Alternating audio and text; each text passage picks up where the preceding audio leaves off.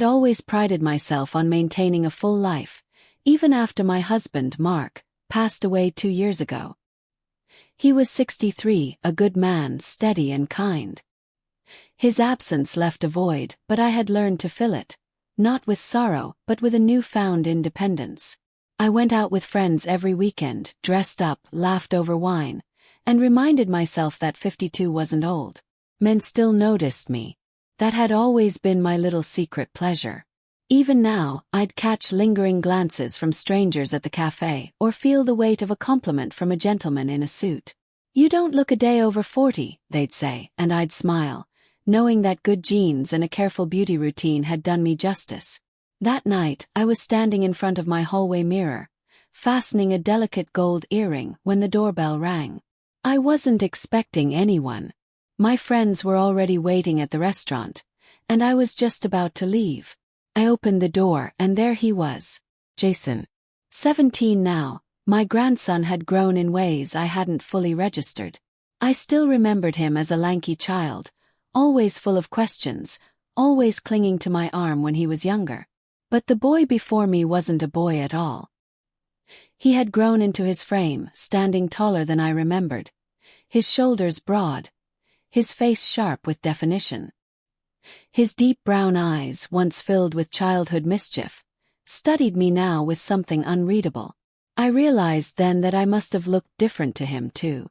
I was dressed for the evening, fitted navy dress, my hair in soft waves over my shoulder, heels that made me just tall enough to feel elegant. The scent of my favorite perfume hung in the air between us.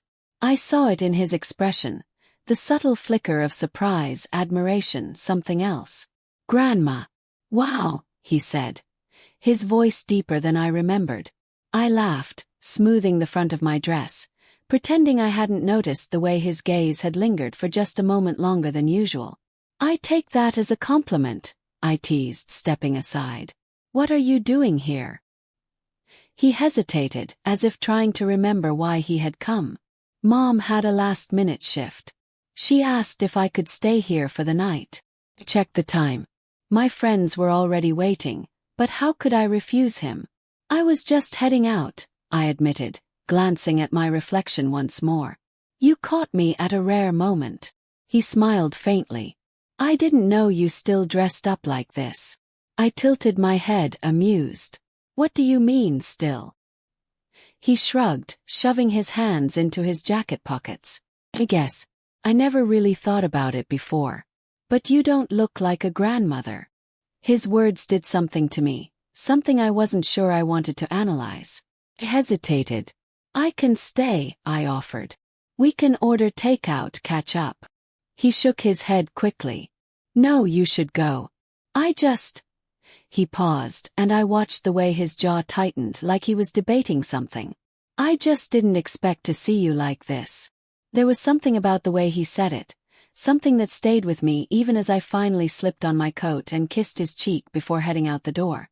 That night, while laughing with my friends over dinner, I caught my reflection in the restaurant's window. I saw what Jason had seen, a woman still full of life, still desirable, still vibrant. And for the first time in years I felt truly seen. The restaurant was alive with warmth and laughter, the kind of atmosphere that made the city feel smaller, cozier.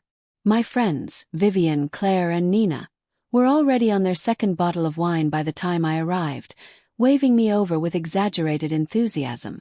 "You're late," Vivian scolded playfully, her perfectly manicured fingers wrapping around the stem of her glass. "Who kept you?" I slid into my seat with a small laugh, shaking my head. "Jason showed up at my place just as I was leaving. He's staying the night." Claire smirked, swirling the deep red wine in her glass. "Ah, the doting grandson. How old is he now?" 17, I answered automatically, but as the number left my lips, something inside me paused. 17. For some reason it sounded different when I said it out loud. "He's almost a man," Nina mused, taking a sip of her drink. "I still remember when he used to hide behind your legs at our brunches."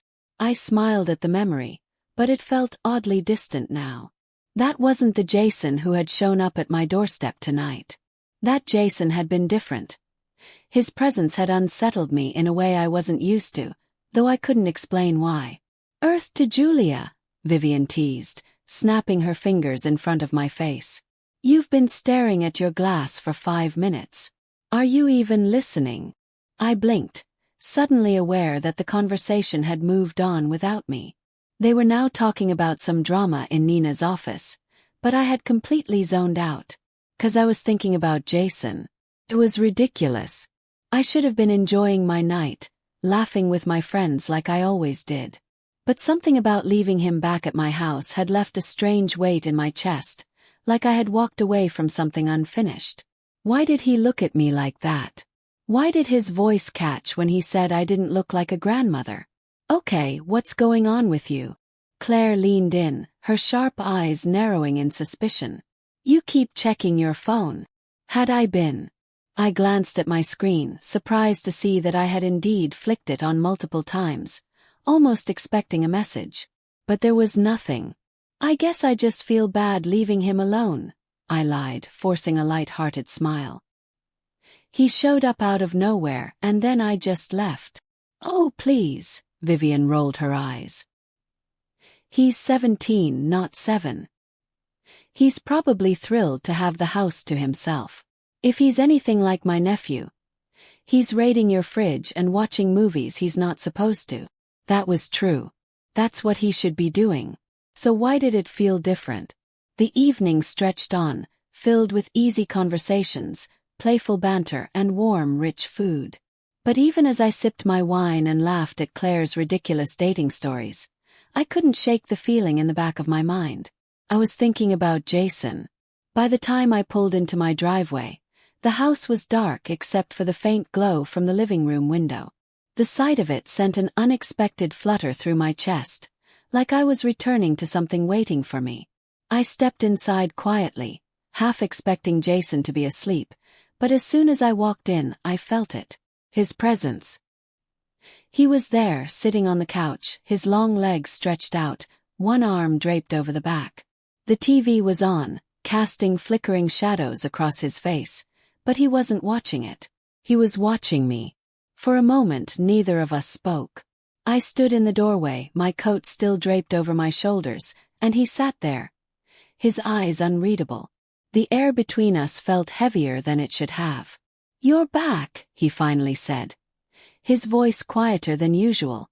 I nodded, stepping further into the room. "I didn't think you'd still be awake." I wasn't tired. I wasn't sure what to say to that, so I busied myself with slipping off my heels, the soft click of them against the floor the only sound between us. "You had fun?" Jason asked, but there was something in his tone, something not quite casual.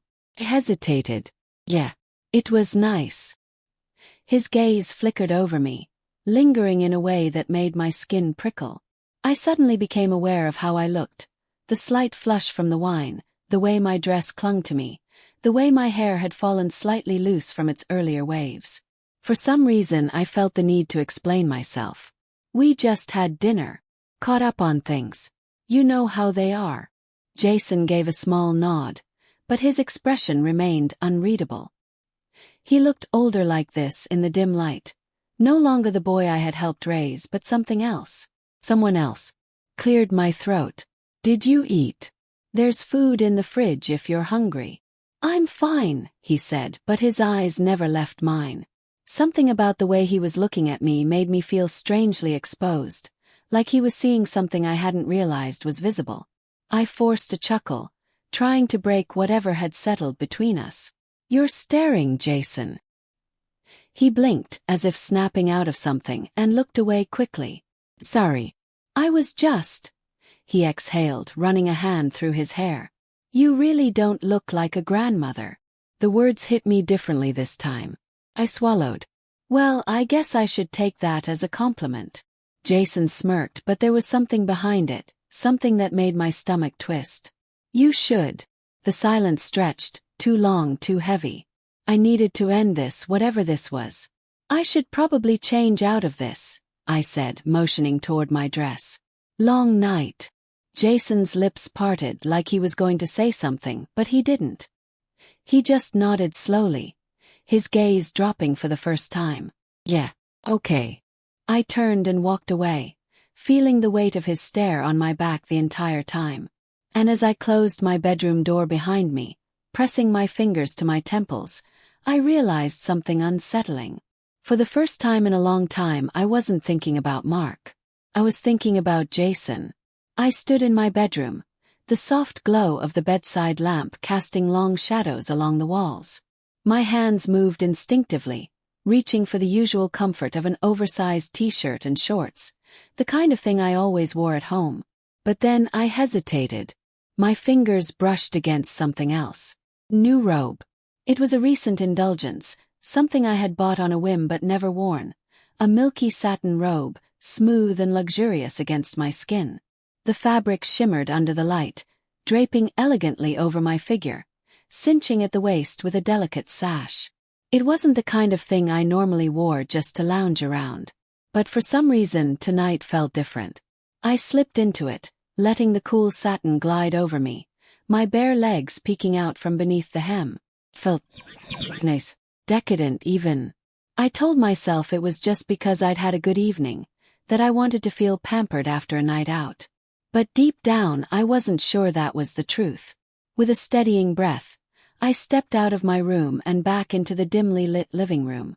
Jason was still there. He had shifted positions, sitting more upright now. His focus no longer on the flickering screen of the TV. His gaze lifted as soon as I walked in, and I caught the slight widening of his eyes, the subtle shift in his posture as he took me in. "Wow," he said, his voice soft but deliberate. "That's beautiful." I felt a strange warmth spread through me at his words. "Oh, this." I glanced down at myself as if I had forgotten what I was wearing. "It's just something new I haven't worn yet." Jason gave a small smirk. "Looks good on you."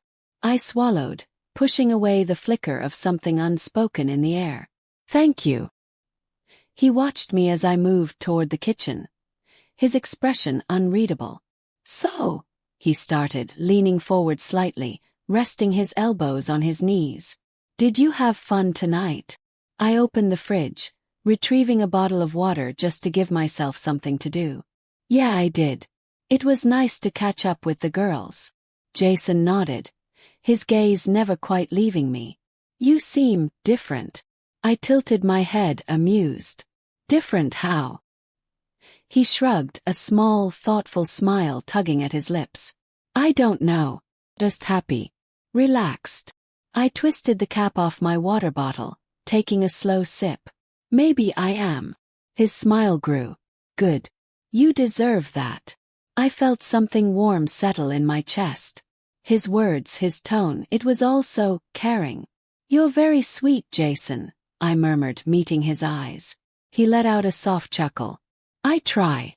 There was a pause, a silence that felt heavy but not uncomfortable. Then, almost hesitantly, he spoke again. "Are you tired?" he asked, his voice gentler this time. "Do you need anything? I can help if you want." The sincerity in his words caught me off guard.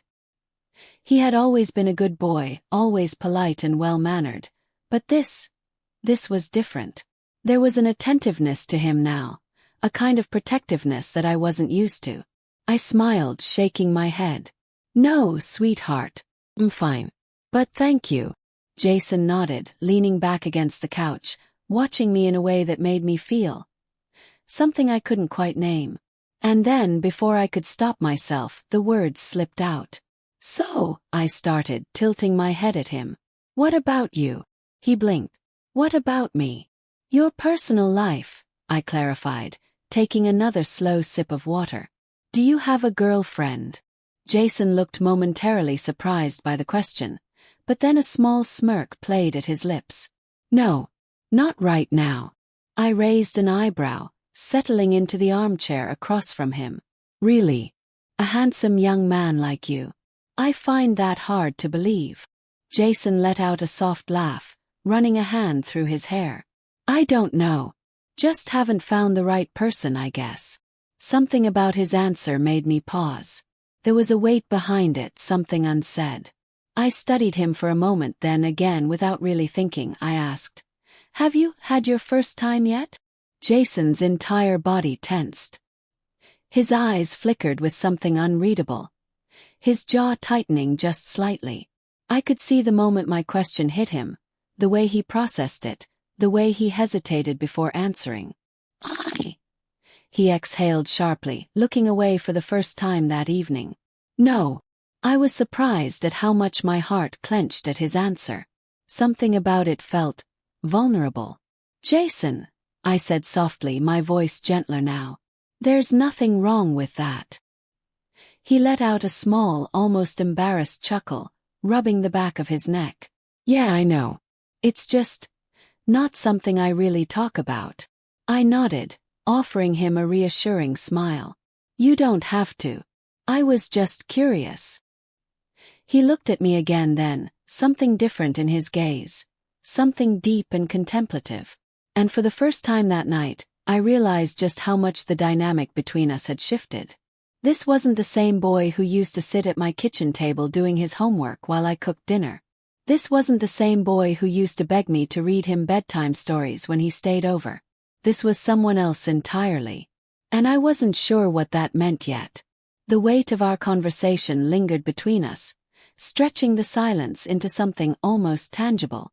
Jason's admission about his personal life, about his inexperience, felt strangely intimate, vulnerable. And for some reason I felt the need to shift the mood, to break the heavy atmosphere settling in the space between us. I think I need a smoke, I murmured, standing up. Jason's eyebrows lifted slightly. You smoke? I chuckled softly at his surprise, reaching for my coat. Not often. Just when I feel like it. His lips curled at the corner, intrigued. I didn't know that about you. I glanced back at him, amused. There's a lot you don't know about me, Jason. His expression shifted slightly, like he was seeing me differently now. Not just as his grandmother, but as a person separate from that role.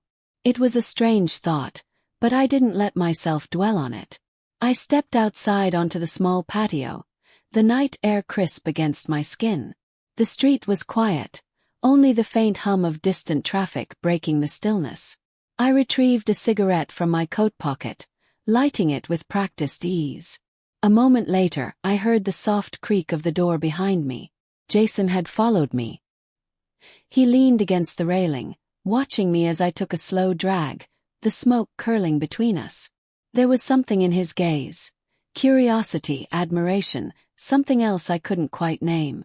You really are different, he said finally. I exhaled a stream of smoke, tilting my head. How so? Jason studied me for a long moment. His expression unreadable. You're just not like everyone else. Not like other women.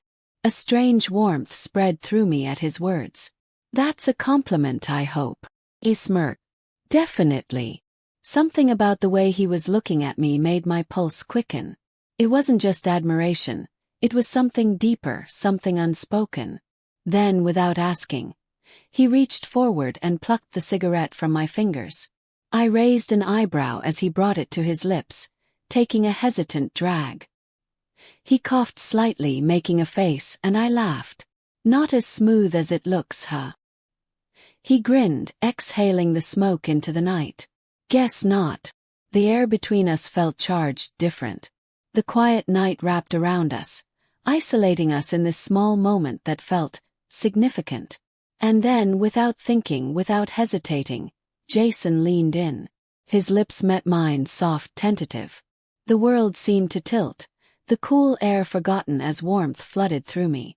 The cigarette slipped from his fingers, landing between us, but neither of us moved. It was a kiss of curiosity, of something unspoken breaking free. And I knew in that moment that everything had changed.